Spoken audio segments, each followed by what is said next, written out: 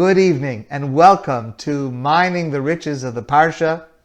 Tonight is Thursday night, January 7th, 2021. And I am so grateful to all of you for being with us this evening. Our ability to connect this way is just an amazing thing, notwithstanding the serious health situation around us, but we can still connect and study together and learn Torah together. And that is a fantastic thing. I'm grateful to all of you for being here. Our Parsha and the book of Shemot, which it begins, teaches us innumerable lessons about leadership. And these lessons apply whether we are leading a nation, a community, an organization, a family, or even when we lead ourselves. The first leader we meet, from whom we learn a great deal, is Miriam, who we first meet as a young girl in our Parsha, the older sister of the baby Moshe. And Bailey Newman points out the depths of what Miriam teaches us. Because Yocheved gives birth to a baby boy Moshe and hides him. And then at a certain point, she places the baby in a basket and sends the basket down the river. And Miriam, Moshe's sister, waits by the Nile River and follows the basket with her eyes. Vatetatsev achoso merachok.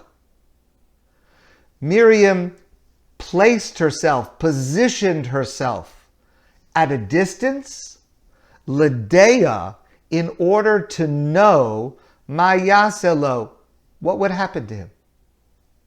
She wanted to know. She felt connected to this baby. She saw his physical plight as her spiritual responsibility, even if it means watching would be painful, because what did she imagine would happen to a baby alone, adrift in the water? But she didn't close her eyes. She didn't walk away, which would have been a lot easier. It would have been a lot less painful. But she watched and waited and wanted to know what would happen.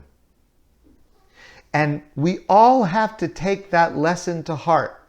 And we have to ask ourselves, can we claim that we reach that level? When we hear a call, and we see someone whose experiences of suffering come into our view, do we watch? Do we see? Do we engage? Or do we pretend detachment? Do we see God's world as disconnected and ourselves as disempowered from responding? Or, like Miriam, do we take responsibility for what happens to someone else? How many times has it happened to us that we have the thought of sending an email or a text or making a call to someone who's in pain, and then the thought passes us by? How often does it happen that in our presence we hear a statement that is racist or sexist or bigoted? Maybe it's made at someone's Shabbos table. Maybe it's made at someone's community gathering. Maybe it's made on a Facebook feed.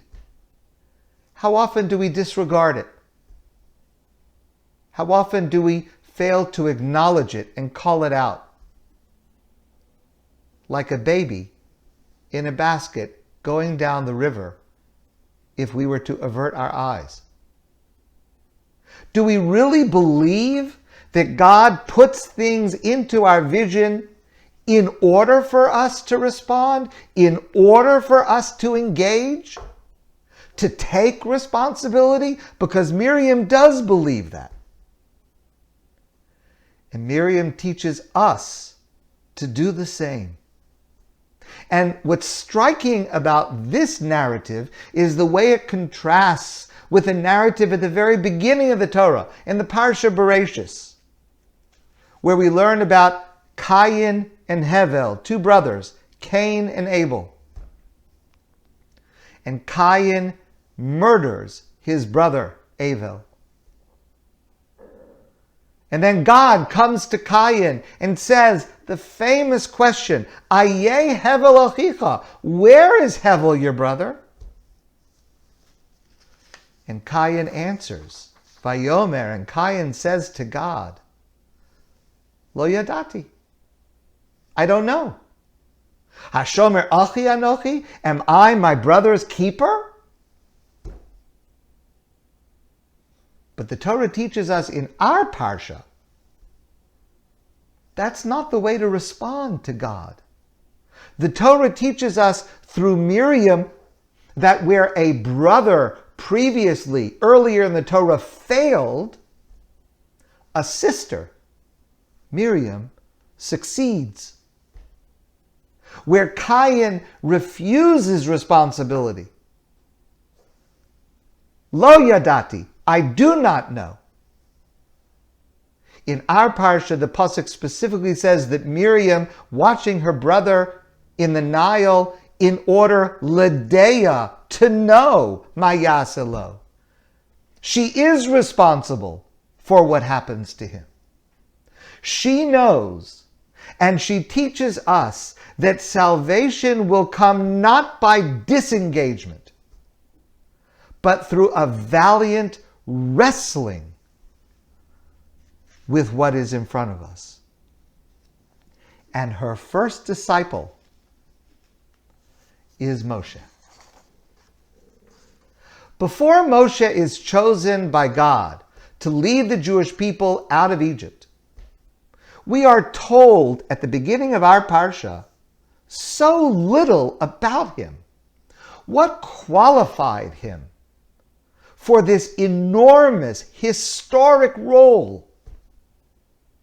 So we have to analyze very carefully the very few details the Torah does teach us in order to understand. There are only three things you need to know to understand what kind of a man Moshe is. There are only three things that qualify Moshe for this position of leadership. And I can say that because the Torah only tells us three things. So obviously, that's all we need to know. 3 episodes in Moshe's young life that must somehow complete our insight into our greatest teacher and leader. Episode number 1. Vayetze el Echav. Moshe went out to his brothers, to his people. Vayar besivlosam, and he saw their mistreatment. He saw their suffering. Vayar ish mitzri makeh ish ivri. He saw an Egyptian beating a Jew, and Moshe took action. And Moshe killed the Egyptian. Episode number 2. Vayetze biyom hasheni. Moshe went out to see his people the next day. Vihine shnei anoshim ivrim nitzim. He saw 2 Jews who were fighting with each other. Vayomer l'rasha, and he said to the one who was the aggressor, Lama sakerecha, why are you hitting your fellow? The fight had nothing to do with him, but he said to them, why are you fighting? And because he butted in, he had to flee for his life. The prince of Egypt, raised in Paro's home, was reduced to a penniless vagabond because of his meddling in the affairs of others. And so he travels far away to a place called Midian. Episode number 3. Vatavona, he went to a well where there were a group of women, strangers, foreigners, and they were drawing water. Vatavona vatidalna vatmalena es harahatim lahashkos sonavihen. They were drawing water in order to give water to the flocks that belonged to their father. All of a sudden, vayavo hara'im vayigarshum. Other shepherds came along. They didn't want to wait for these women to finish giving water to their flocks, and they pushed these women away. And as we read this, as I read this, I feel like saying, Moshe, hold on. This is not your fight. This is not your place. You do not know these people. Don't you realize how much trouble you've gotten yourself into already by butting into someone else's problem? Don't butt in. And Moshe butts in. Vayakam Moshe vayoshi'an. Moshe gets up and comes to their aid. That completes the picture. That's it. The next incident in the Parsha is the incident of the bush that is burning and is not consumed. And God speaks to Moshe. So what is it that we know about Moshe? Rabbi Saul Berman pointed out in a lecture a number of years ago. What we know is that Moshe had a developed sense of moral outrage. That is what is important for us to know. If it's wrong and there's something that I can do about it, I must do something. If I can ease someone's pain, I'm not butting in. It's my business. And that's true whether it is my brother or my sister or my countryman or even a stranger, maybe especially a stranger. And Moshe learned this from Miriam. It is Miriam who prepares Moshe to be qualified in God's eyes. In our time, one man who learned this lesson is Eli Wiesel, when he said, "That is why I swore never to be silent whenever and wherever human beings endure suffering and humiliation. We must always take sides. Neutrality helps the oppressor, never the victim. Silence encourages the tormentor, never the tormented." Edward Yashinsky wrote, "Fear not your enemies, for they can only kill you.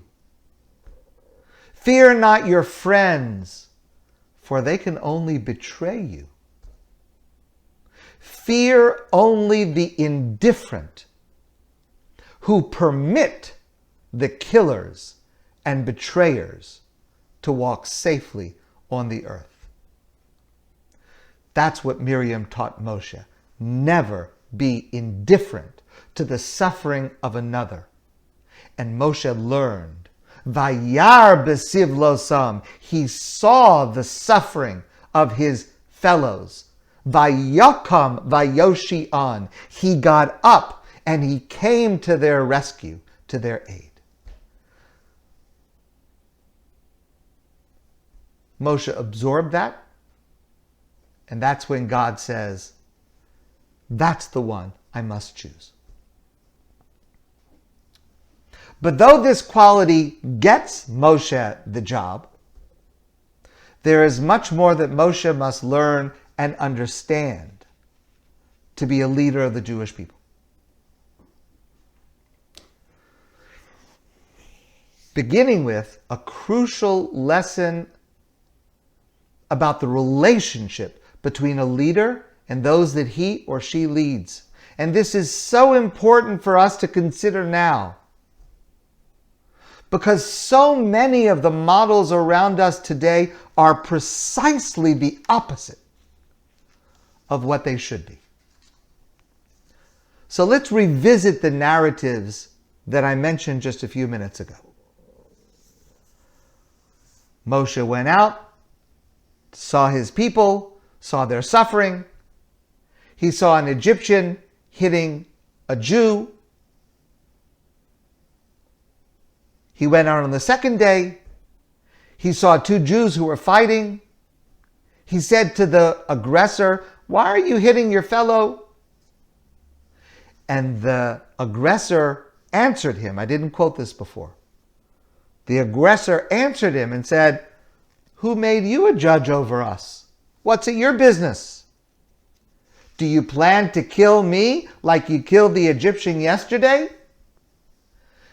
And the Torah says Moshe became frightened and said, "Vayira Moshe." Moshe became frightened, Vayomar, and he said, "Achein noda hadavar." The matter is now known, and I have to run away. So what does that mean? Achein noda hadavar. The matter is now known, and I have to run away. What does that mean, the matter? So the simple understanding is obvious. It means that Paro heard that Moshe had killed an Egyptian. Paro wanted to punish Moshe. So Moshe had to run away. When Moshe heard this Jewish person talking about what Moshe had done the day before, Achein noda hadavar. This is known. A Jew has informed on me. I've got to run away. Rashi says something much deeper. Rashi, based on a midrashic interpretation of this verse, says, Moshe was puzzled. Why are we suffering in slavery? Why is God not taking us out? There is a promise that we all know about, that God said, "I will take you out of Egypt and bring you to the land flowing with milk and honey." There is this promise. Why are we suffering in slavery so long? Why has God not come to redeem us? And now Moshe finally understood. Seeing that a Jew could inform on another Jew to Paro when he was just saving a third Jew, seeing that the Jews at that time had dropped the moral compass of our patriarchs and matriarchs, Moshe saw that his people, the Jewish people, were not deserving of salvation. Achein noda hadavar. Moshe realizes we are not worthy of God redeeming us. And that's why Moshe flees Egypt and he moves to Midian, far away, essentially alienating himself, disassociating himself from his brothers and sisters in Mitzrayim. And he moves away for many, many years. And then the Torah says, Vayehi bayamim harabim hahem. Many years passed. Moshe went to Midian. Moshe married. Moshe and Tzipporah, his wife, they had a son. Many years passed. And the Torah says, Vaye'anchu b'nei Yisrael minhu avoda vayizoaku. The Jewish people many years later, cried out to God from their persecution, from their bondage. And their cry reached God. Vayishma Elokim isnakasam. And God heard their suffering. And God remembered his covenant to Abraham and to Yitzchak and to Yaakov. Vayar Elokim es bnei Yisrael. And God saw the children of Israel. Vayeda Elokim. And God knew. What did God know? I mean, God knows everything. God sees everything. Why does the Torah have to tell us that God knew? What is it that God knew? George Bernard Shaw once said, "The smartest man I know is my tailor. He takes my measurements anew every time he sees me." The Rav Yosef Soloveitchik, explains, what God saw and knew after years had passed is that now the Jewish people in Egypt had changed. They were no longer the selfish, quarrelsome people Moshe remembered from years ago. They had spiritually gained weight. And when they were measured anew by God, he found that they were now worthy of being redeemed from Egypt. All too often, many of us do that. All too often, our measurements of someone's character are fixed and rigid. And we assume that our assessment of someone, their worthiness, their character, their level of refinement, we assume that our assessment is accurate, even though it's based on a measurement from long ago. We assume that we are able to estimate the deservedness of someone else, the quality of their character, even though we're relying on a measurement from a long time ago. And perhaps even worse is that we do the same thing about ourselves. Very often we look at ourselves and judge ourselves based on what we knew about ourselves a long time ago. Often we are not tailors who measure anew with each visit. We think we see ourselves. We think we see others. We think we know the measurements. But what if really we're relying on measurements that are outdated? What if we assume people have stayed the same, but they really haven't? So God appears to Moshe all these years later, and he appears at the burning bush, and God is impressed with Moshe's potential, based on the episodes that we mentioned before. But then God says to Moshe, Ra'o ra'isi, I have seen, and now I know. Vayomer Hashem Ra'o ra'isi, God says, I see es ani ami asher b'Mitzrayim. I see the suffering of my people in Egypt, and I know. God means that as an indictment of Moshe. Moshe, you think now, all these years later, that the Jewish people are still undeserving? I know what's going on now You're relying on a judgment from years ago. Ra'o ra'isi, I see them now. They are not the same. And the lesson is that I, God, I update my measurements. Do you, Moshe? I, God, am constantly measuring. Are you, Moshe? I know, God says, that now they are worthy of wonders and miracles that will lead to their freedom. Moshe, it's your job now, I'm giving you this job, to awaken and teach them this truth.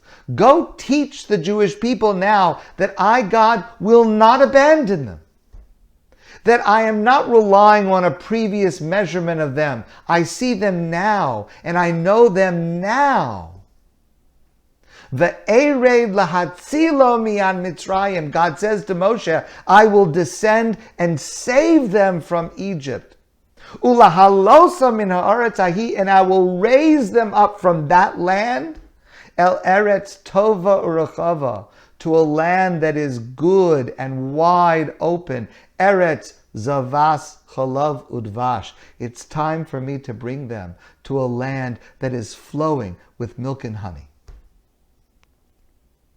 This message is not just for Moshe. It's a message for every single one of us.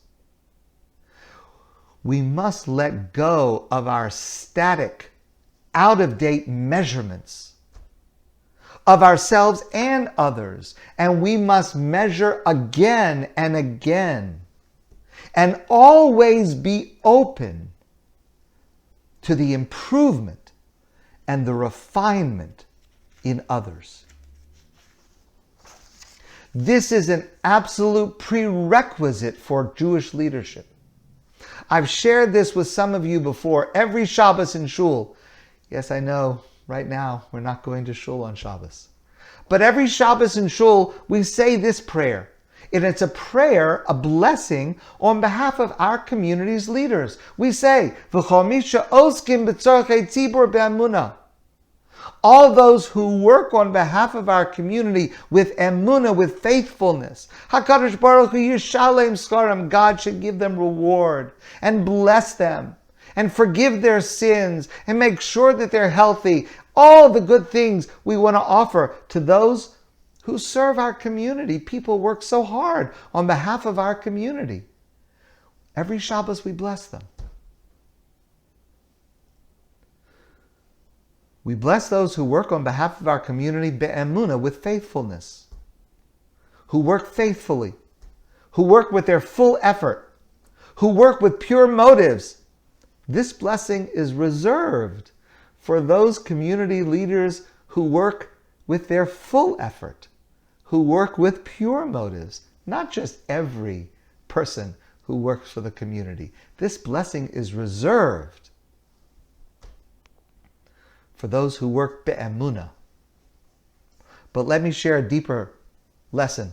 Be'emunah, which means faithful or having faith. All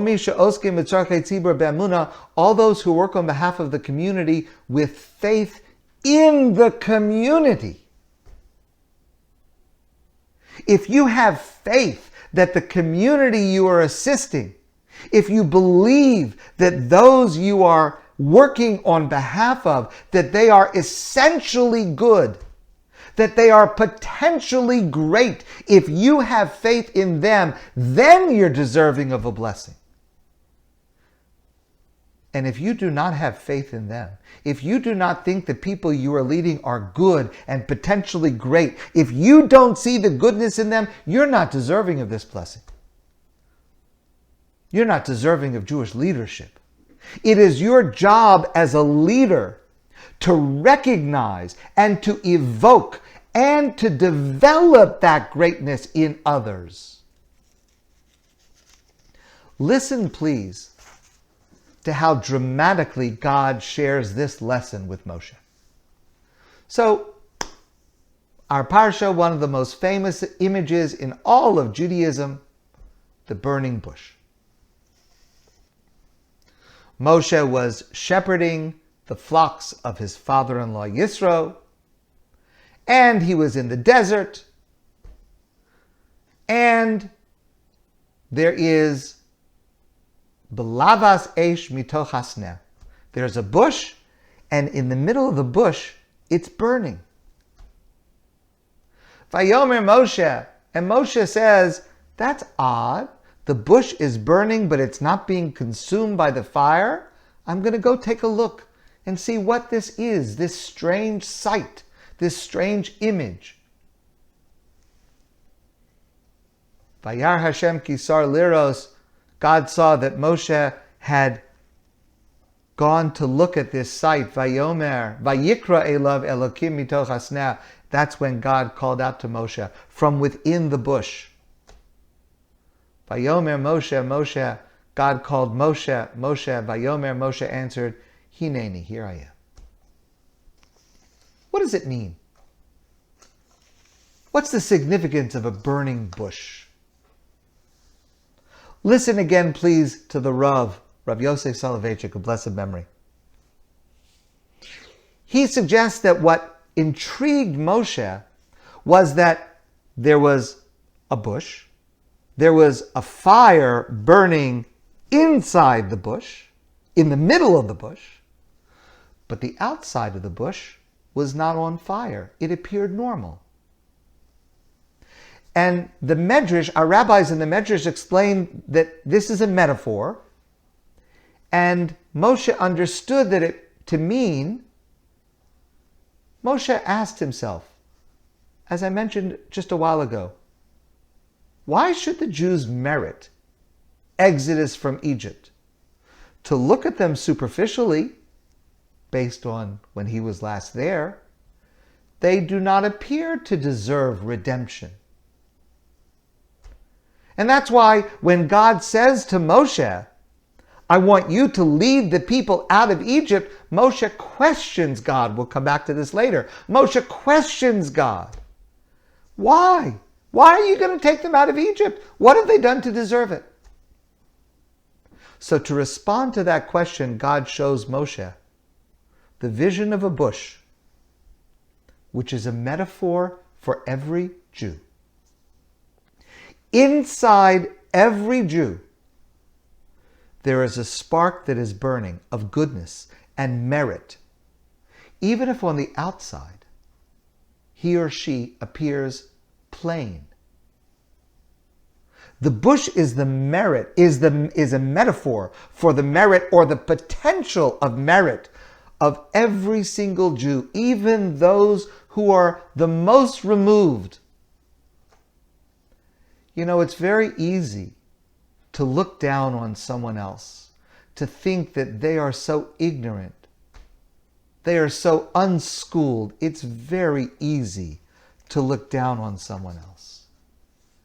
And with the burning bush, God shows Moshe that great leadership requires you to believe that you can help bring out abilities and energy in a person who never imagined that they had it in themselves.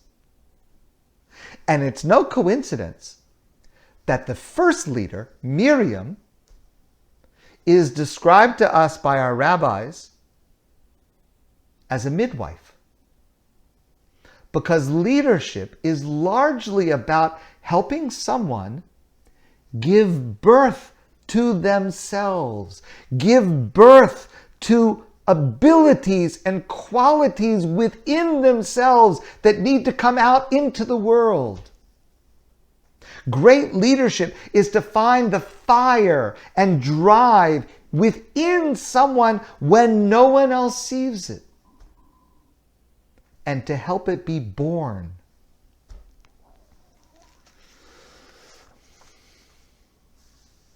But Moshe was not yet convinced. And so God provided an even more dramatic lesson.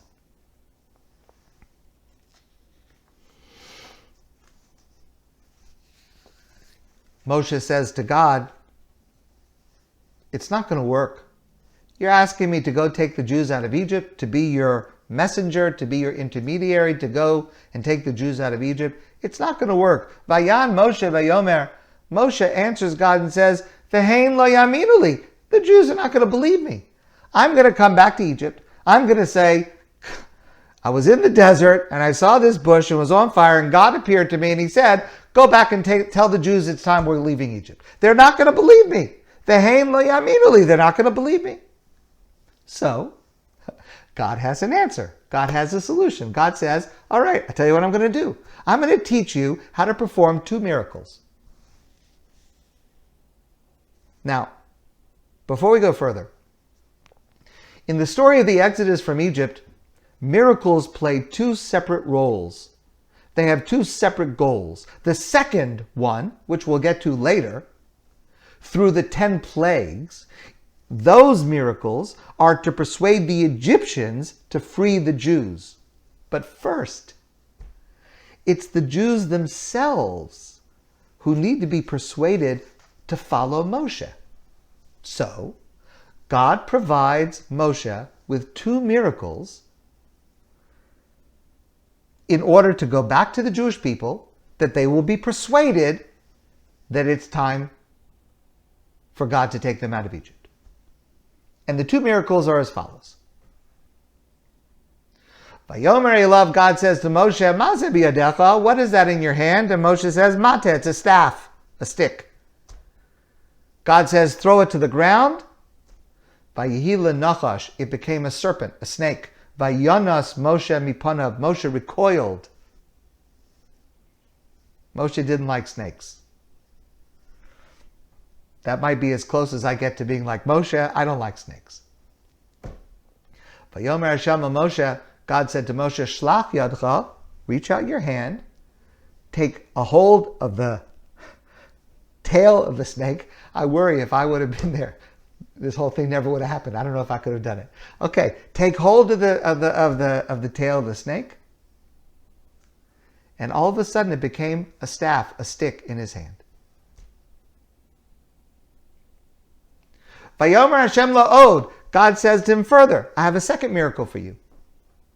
Put your hand into your garment. Moshe put his hand into his garment. When it came out, it was white with saras. It was white. The skin was a different color. God said, put your hand back into your garment. Take it out again. It's back to normal. God says to Moshe, "V'hoya im lo yaminu lach, v'lo yishvu l'kol ha'os harishon." If you do the first miracle and that doesn't convince them, that's not good enough. V'haminu l'kol ha'os ha'achron. You'll do the second miracle and that will do the job. Okay. And they work. The Torah tells us in our Parsha, Moshe goes back to Egypt. He gathers together, Vayelech Moshe v'Aaron. Moshe goes back together with his brother Aaron. Vaya'asfu eskol ziknei b'nei Yisrael. He gathers together the elders of the entire Jewish people. Vayas ha'osos le'enei ha'am. Moshe performs these 2 miracles in front of all of the Jewish people. Vaya'amein ha'am. And the people believe, Ki pakad Hashem es b'nei Yisrael, that God has remembered the children of Israel, v'chi ra es anyam, and God has seen their affliction, vayiktu vayishtachavu, and the people bowed down in respect of Moshe and of God, who's going to take them out of Egypt. Okay, 2 questions. Number 1, why these 2 specific miracles? Why these 2? And number 2, why 2, not 1? What's better, what's stronger about the second one that could not have been accomplished by the first one? The first one sounds to me like a pretty good miracle. So here's an important principle. A miracle, a nace. A miracle is not just a trick from God. Anybody can do tricks. We'll see later in the Torah, Paro's magicians can do tricks. The power of a miracle from God is its message. What story does it tell? So let's look briefly at the messages of these 2 miracles. Now remember, the goal is for the Jewish people to accept Moshe as their leader and to follow everything he says in order to lead them out of Egypt. In other words, the story these two miracles will tell is in fact the essence of Jewish leadership, which is being introduced here to the Jewish people for the first time. And it's being introduced to us. It will teach us about national leadership, about communal leadership, about the personal leadership each of us has within our own lives, within the lives of our families. Vayehi lenachash, Moshe throws down the stick onto the ground and it becomes a snake. Vayanas Moshe mipanav, Moshe recoils from the snake. You want to lead Jews? You need to know some Jews appear like snakes. Excuse me for saying it. But sometimes some Jews do things that cause us to recoil. But here's the message. Vayomer Hashem el Moshe, God says to Moshe, Shlach yadcha, reach out your hand. Vayehi lamata, it turns back into a staff. Laman yaminu, this is a miracle that will help the Jewish people believe that you are the right leader. The message, the story of this miracle is that any Jew, no matter how far, no matter how low, no matter how unappealing, just touch, just reach out, just connect, and they can transform. And if you don't really believe that any Jew can be touched, can return, can be redeemed, you don't deserve to be a leader. That's the first message. That is a necessary quality of leadership. It was necessary for the Jewish people in Egypt to hear that Moshe understood that about them, but it was not sufficient in and of itself. So the second miracle is necessary. And the second miracle involves this condition that the Torah refers to as tsaras. So I mentioned before, tsaras means that a person's skin, it's often translated with the word leprosy, but it really doesn't mean leprosy. It's a very bad translation of the word. It means that a person's skin unnaturally, this is not a dermatological issue, a person's skin unnaturally turns a different color. It's a very strange choice of a miracle for Moshe to demonstrate to the Jewish people, especially because elsewhere in the Torah, this condition is a spiritual punishment for the sin of Lashon Hara, of speaking negatively about somebody else. What's that got to do with this narrative? So Rashi quotes our rabbis who say as follows. With this miracle, God is intimating to Moshe that Moshe spoke Lashon Hara. Moshe spoke negatively about the Jewish people. But Amro lo yaminuli, when Moshe said to God, but they're not going to believe me. Moshe disparaged Jews when he said those words, they won't believe me. Why doesn't he trust that they will believe that God has sent them? Lefichach hilkeu b'tzaras. Therefore, God punished Moshe with this punishment of tzaras, of his hand turning unnaturally a different color. The second message is even more powerful than the first. If you want to be a Jewish leader, don't insult Jews. If you insult Jews, even with the best of intentions, God will be upset. God sticks up for Jews, even when we don't. And once the Jewish people saw that, Once the Jewish people saw that Moshe himself would be held accountable for how he treated them, they realized this is a new paradigm of leadership that God is introducing to the world, not based on power, not based on charisma or ruthlessness or on performing tricks, but based on the leader's trust in the innate, discoverable goodness of Jews and based on the leader's accountability to them. That's why Jews were convinced by Moshe, and that remains our contribution to the notion of moral leadership in the world. We may not have these miracles today, but the lessons they teach us are as true today as ever. I love this quote. I've shared it before from Maya Angelou. People will forget what you said. People will forget what you did. But people will never forget how you made them feel. That's the essence of Jewish leadership. But there's one more lesson. I know it's a little bit late, but this is very powerful. This is a lesson that all of us need to learn because it is so hard. This next piece is really hard to do. It goes directly against what we think we need to do in order to be an effective leader.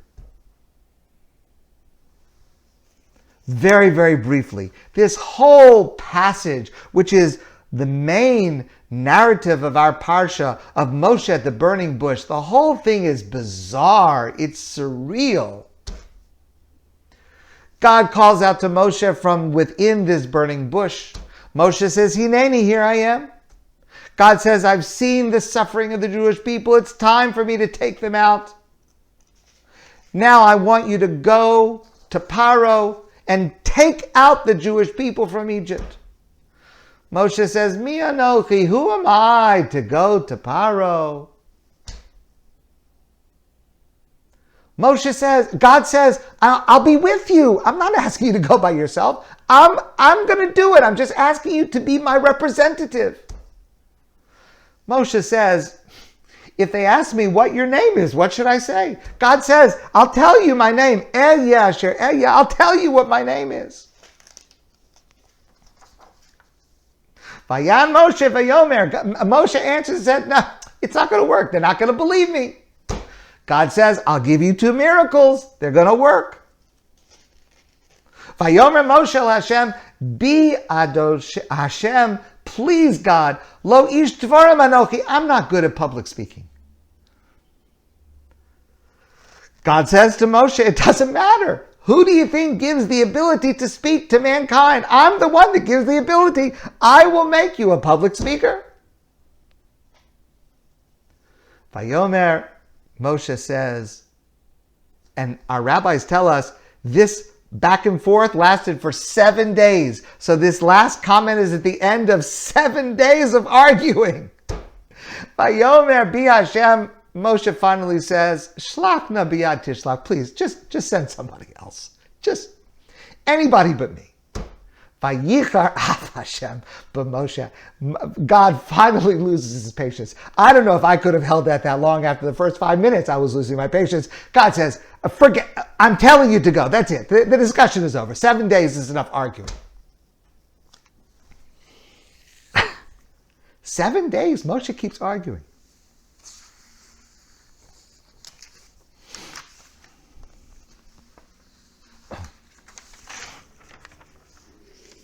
Rabbi J.J. Schachter, a great scholar, a great teacher, asked 2 questions.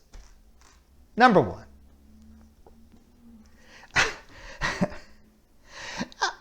where do you get the chutzpah to contradict God? How do you argue with God like this?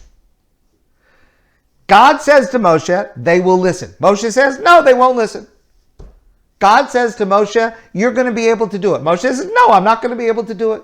God says you're going to be successful. Moshe says, no, I'm not going to be successful. How do you have the chutzpah just to contradict? It's one thing to argue, but to contradict. God says you'll be able. Moshe says, no, I will not be able. How do you have the ability to do that? How do you speak to God like that? It's just bizarre.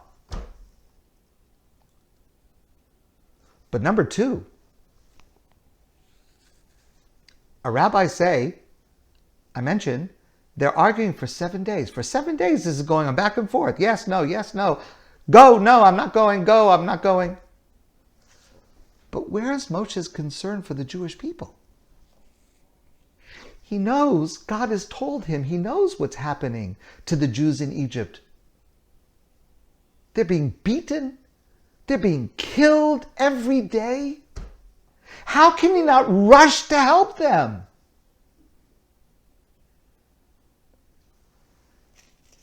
He was away for 60 years. Our rabbis tell us that every single day he was worried about the Jewish people. How can he keep arguing with God? Your people are in trouble. They're dying every day. Every day that you keep arguing and contradicting God, Jews are dying. How callous can Moshe be? Why doesn't he just immediately go and help them? You tell me I can help. I don't know. There's someone suffering. I've got to run. I've got to help.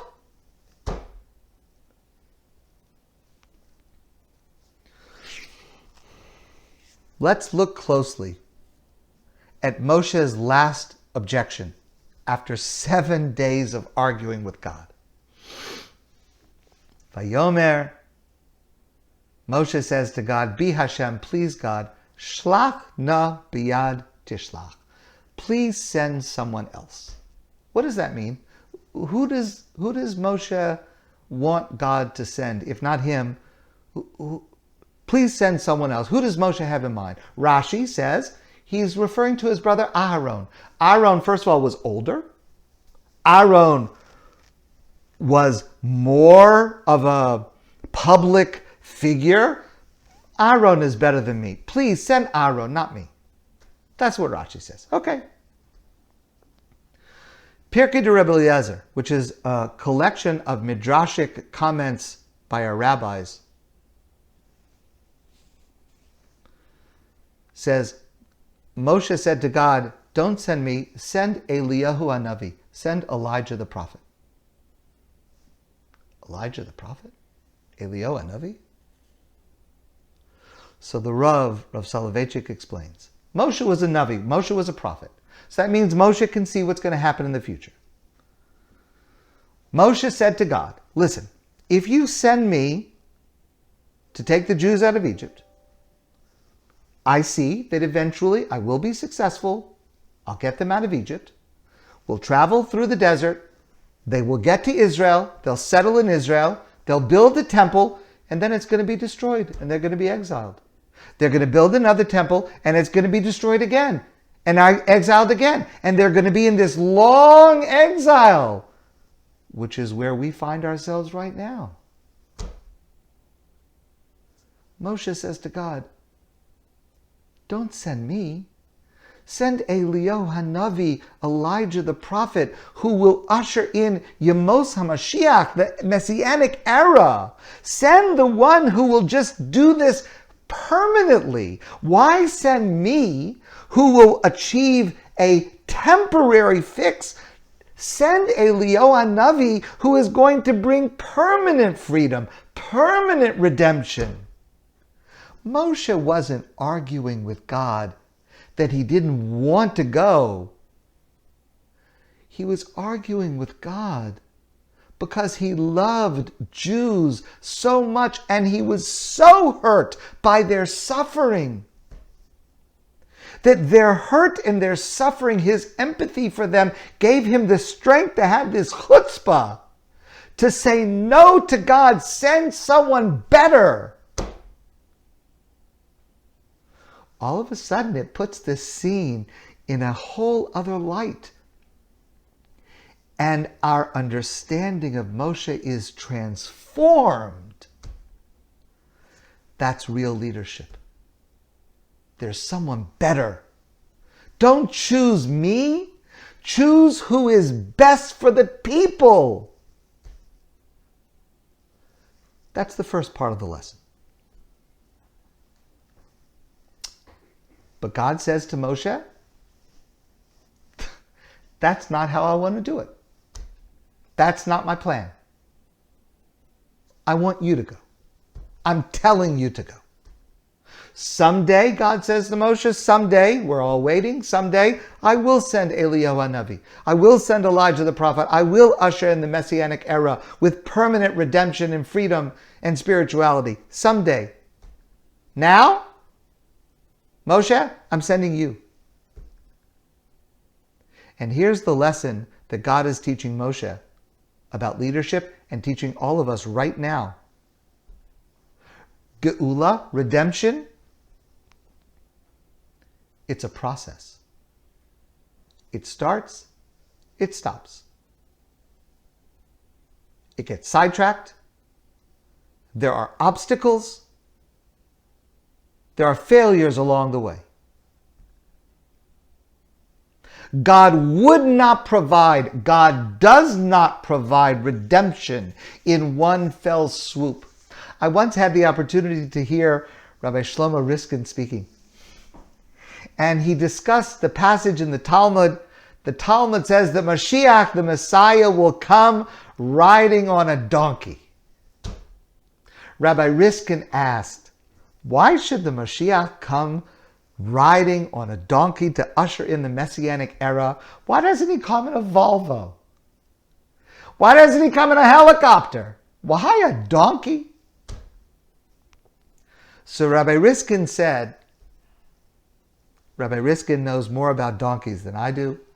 So Rabbi Riskin said, if you ever watch a donkey, it goes and then it stops. It takes a step forward, then it goes backward a little bit. It goes to the side, it goes to the other side. Ultimately, it will reach its goal in spite of the setbacks. In spite of the setbacks, Israel moves toward redemption. But it's not straight. It's not smooth. It never will be. And this is also a prerequisite for leadership. John Ortberg once wrote, leadership is the art of disappointing people at a rate they can stand. You have to be honest with people. Drastic change does not happen overnight. It is a process. And people must understand that, or else they will despair at the first setback. Winston Churchill said, success is the ability to go from one failure to another with no loss of enthusiasm. Moshe's first overtures to Paro were a failure. It even made things worse, but it's a process. Another prayer we say in shul on Shabbos, and if we're not in shul, we should still say it at home. Tfilah leMedinat Yisrael, the prayer for the state of Israel, where we refer to the state of Israel as Reishis Tzmichas Geulaseinu, the beginning of the flowering of our redemption. Notice the modern state of Israel. It's not redemption. It's not even the flowering of redemption. It's the beginning of the flowering of the redemption. And this is the story of the Jewish people. And every leader must know this. And every one of us must know this, because it is not only the story of the redemption of the Jewish people, it is also the story of every one of our personal lives. You know, every one of us hopes. Every one of us feels that we had hoped that we would be further along than we are in our lives right now. At whatever age we are, every one of us has the feeling, I thought I would have achieved certain goals by now. I'm nowhere near achieving.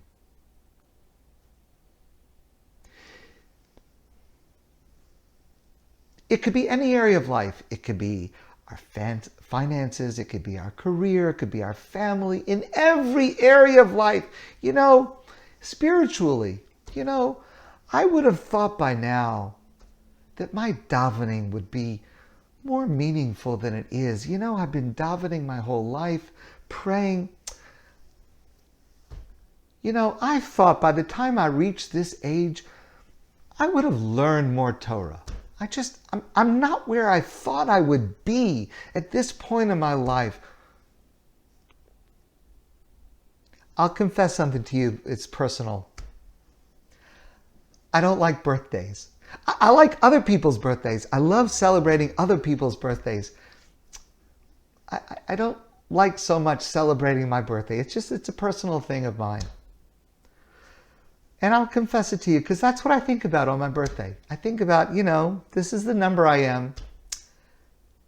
This is not where I expected to be at this point.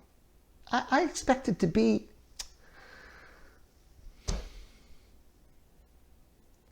every one of us does this. We beat up on ourselves. I should have been there already. I should have accomplished this already. This should come easy to me already. Now, I'm speaking to you, but I'm speaking to myself, and I'm trying to listen to myself as I say it to you. That's not how redemption works. That's not how life works. Don't beat yourself up. Michael, don't beat yourself up. Are you working hard? Are you doing your best? That's redemption. You're never going to be there at the rate that you think that you're going to get there. That's redemption, nationally and communally and personally for every single one of us. I just want to finish with this. This is what is happening to every single one of us right now with COVID. We want to be redeemed. Enough already. And we are angry and we are frightened and we are frustrated. We want the numbers to go down. We want the vaccines to be given now. And all of a sudden, when we thought it was going to happen fast, historic. There are 2 vaccines and there are millions of doses. And all of a sudden, it's going slow. And now they're not even giving the second shot, only the first shot. They're only giving partial. It's frustrating. I agree, it's frustrating. But that's how redemption happens. In every area of life. So we can be frustrated.